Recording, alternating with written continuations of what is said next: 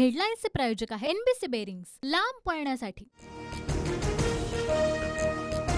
पाचव्या टप्प्यातील प्रचाराच्या तोफा आज थंडावणार। राज्यातील 13 जागांसाठी सोमवारी मतदान। दिग्गज उमेदवारांची प्रतिष्ठा पणाला। काही ठिकाणी मतदानाआधीच मतदारांच्या बोटाला शाई लावली जाते। भाजपचं नाव न घेत उद्धव ठाकरेंचा आरोप, तर गैरप्रकार आढळल्यास त्यांना ताब्यात घ्या, ठाकरेंचं आवाहन। ठाकरे जुन्या निवडणुका विसरले का? आपल्याला मतदान करणार नाही त्यांना केंद्रापर्यंत पोहोचू न देण्याचं खेळ कुणी खेळले? ठाकरेंच्या आरोपांवरून दीपक केसरकरांचा पलटवार। बीडमध्ये अधिकाऱ्यांना धमकावून भाजपकडून बोगस मतदान। व्हिडिओ ट्विट करत रोहित पवारांचा आरोप। सुरुवातीला सक्षम नसल्यानं भाजपाला आरएसएसची गरज होती, आता आम्ही सक्षम। वृत्तपत्राला दिलेल्या मुलाखतीत जेपी नड्डांचं मोठं वक्तव्य। मला नकली संतान म्हणणारे उद्या आरएसएसलाही नकली म्हणतील। भाजप आरएसएसवरही बंदी घालू शकतं। नड्डांच्या वक्तव्यानंतर उद्धव ठाकरेंचा टोला।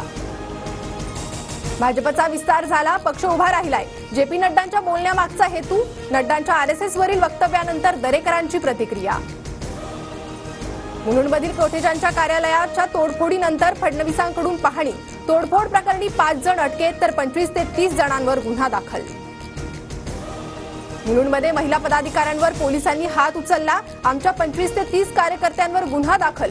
सत्ताधाऱ्यांची मस्ती उतरवणार, उद्धव ठाकरेंचा इशारा। फडणवीस चोरांचे सरदार। चोरीचा माल पकडला गेल्यावर सुरक्षा देण्यासाठी फडणवीस पोहोचतात। फडणवीसांच्या कोठेजांच्या कार्यालयाच्या भेटीनंतर राऊतांची टीका। चोरांचे सरदार कोण? महाराष्ट्रानं बघितलंय। ठाकरेंनी 35 वर्ष मुंबई पालिकेला लुटलं। चंद्रशेखर बावनकुळेंचा राऊतांना प्रत्युत्तर। संजय दिना पाटलांकडून आमचं मनोबल तोडण्याचा प्रयत्न, पण मानखुर्दला छत्रपती शिवाजीनगर केल्याशिवाय शांत बसणार नाही। कार्यालयातील तोडफोडीनंतर मिहिर कोटेचा यांचा हल्लाबोल।